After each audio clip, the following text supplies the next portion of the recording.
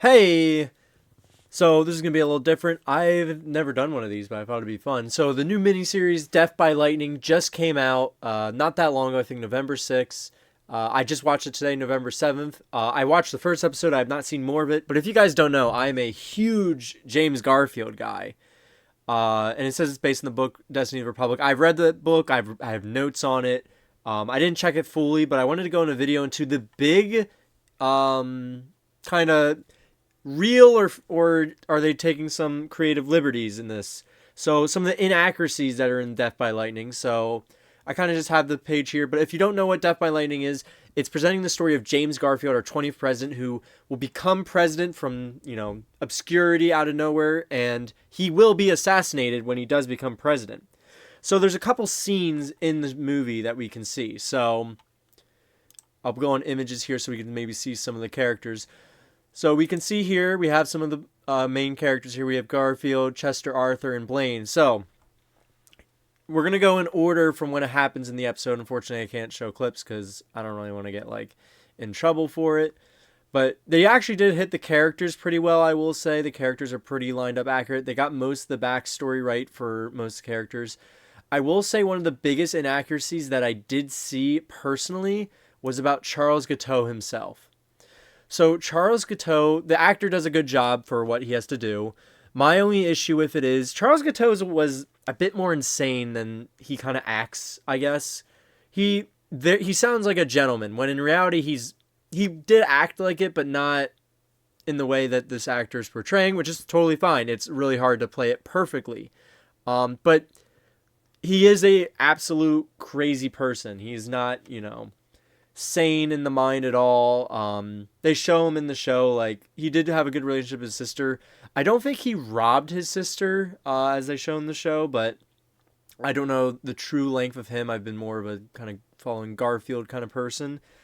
I want to find a picture here of Sherman. I can't really find a good one. I don't think that's Sherman. So Sherman, maybe I could find a good picture of him. Let me look Death by Lightning.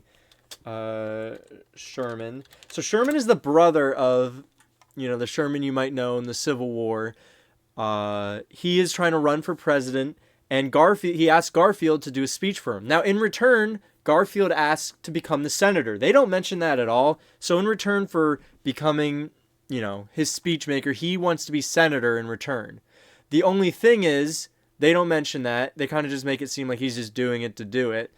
But in reality, that was the deal. And Garfield does become a senator. He is a senator-elect, I believe.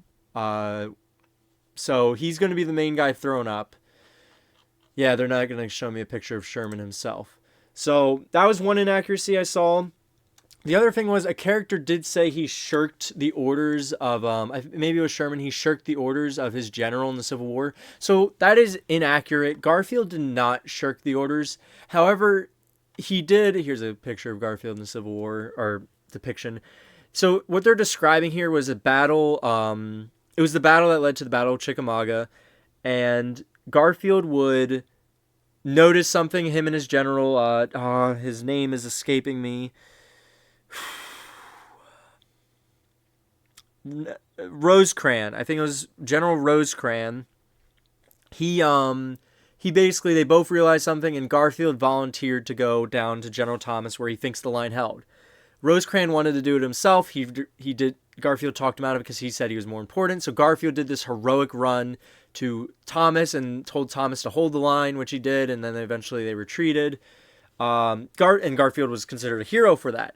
And Rosecrans kind of was given he looked like he was kind of fleeing while Garfield was going towards the battle. So Rosecrans, it said, they're saying he disobeyed Rosecrans. He did not. He absolutely did not.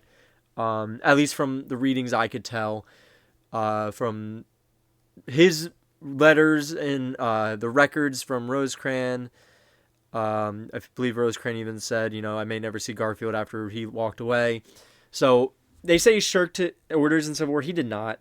The other thing is there's a scene where Sherman and Blaine, let's see if I can find a picture of Blaine, who Blaine is played by Bradley Whitford, which, by the way, they make Bradley Whitford like do the West Wing comedy things, which is fine. I think Blaine was much more mild, like he kept to himself, trying to play it. There's Bradley Whitford there. Here's Blaine. So he's playing Blaine, and Blaine tells Sherman, "You did not have, or you do not have a chance." Sherman even tells Garfield, "I don't think I'm gonna win this." Sherman never fought that. He always thought he had a pretty good chance at it. Maybe not the best chances, but he didn't want to give it up. And that leads to another thing. In this show, they show Sherman. He might have been there the first day, but Sherman was not there during the whole convention. He was in Washington. He was a secretary. He was trying to do work. And he actually telephones in, not telephones, sends a telegraph in basically saying, throw the votes to Garfield. So he did not walk out and just like upset at Garfield. I mean, he was upset at Garfield, and he ends up keeping the senatorship. But sure, it makes it seem like Garfield's like, Sherman's mad at Garfield. I mean, he kind of was, but not, in reality, that's not what happened.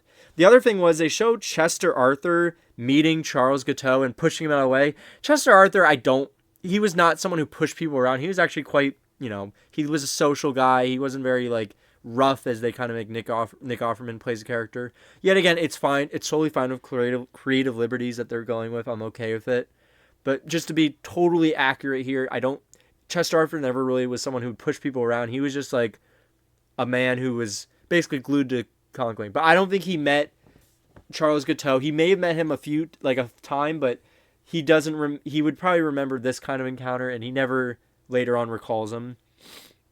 The other thing, so when the Garfield is being elected to become the runner for president, you could see him, arguing like, to the judge. I believe it was either Congressman or Senator Hoare, and he says, "Oh, blah blah blah," and he's like, "Well, that's not a formal question. Sit down." That is actually 100% accurate.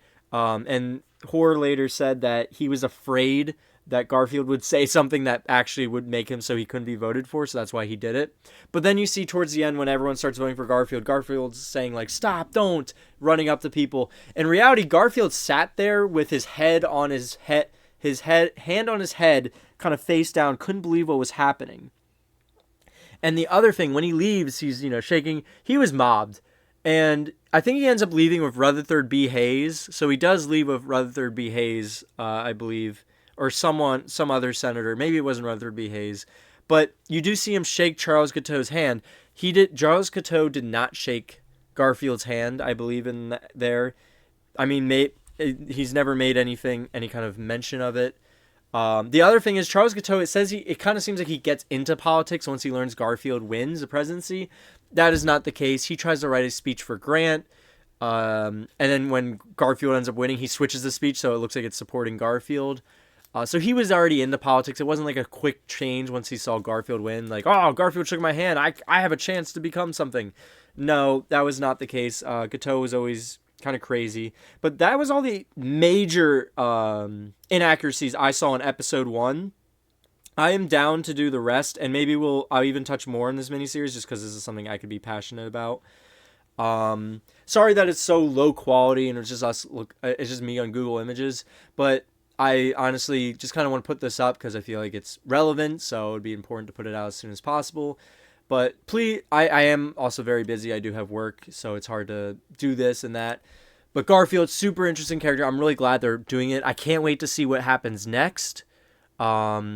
We can go over scene by scene maybe one day, because I could point out so many things in each scene and how they relate to his life. I mean, I've read his diary and everything.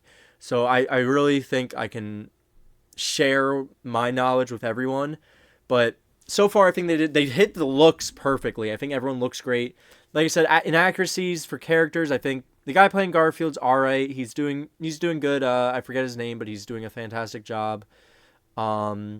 Nick Offerman's doing good as Chester Arthur. I think he gives it a bit too much like macho vibes. Chester Arthur was like a kind of happy social guy, oh, I'm happy to be here. Bradley Whitford, Blaine does come off as smug, but not smug as in he's saying, these kind of side comments in there. He'd be quiet about it. The guy who hit Conkling does it pretty well. Conkling is very flamboyant. He's got outfits. Him and Chester Arthur are known for their outfits. They did hit some lines, like they caught Blaine yelling that he has a turkey gobbler. We can get into that on another video. Trying to think if there's anything else that really popped out at me that I thought was either... Oh, they curse a lot. I don't think they curse. They never really said the F word much, I feel like, back in those days. So that might just be my brain thinking it's not right. But I don't know. That seems a little odd to me. But yeah, we could talk about the nitpicks in a future video. I just want to go over quick inaccuracies that I thought I saw almost immediately that I'm pretty sure were inaccurate. People can obviously point it out in the comments. I'd love to reply back and talk about where maybe I can find some of those exact sources. But if you're wondering where I do get my sources, it would be from Destiny of the Republic, which this is based off. James Garfield's there's like 4 volumes of his diary. So James Garfield's Civil War letters. There's also Garfield by Alan Peskin. It's pretty much like the Garfield book to go to, where he's got a lot of sources. I mean, I've looked at a lot of his... there's a lot of accounts of that Republican convention. I mean, you could straight up go on Wikipedia and look at the sources below and see where they get theirs from. That's a good way to find more sources if you're interested in reading more. It's a very interesting story for sure about a man who did not want to be president and he becomes it. They make it seem like Garfield had no intention at all of becoming president. There might have been intention and we just don't know it. But another thing I think they could have been done, which was really cool, would have been really cool, is Benjamin Harrison does talk to Garfield like about he should be excited and he should run for president. So just wanted to throw those quick things out there. And if you're interested in me doing more deep dives into this series, let me know. This is something I'm really passionate about, so that's why I'm into doing this one. So yeah, hope you guys enjoy and see you guys then.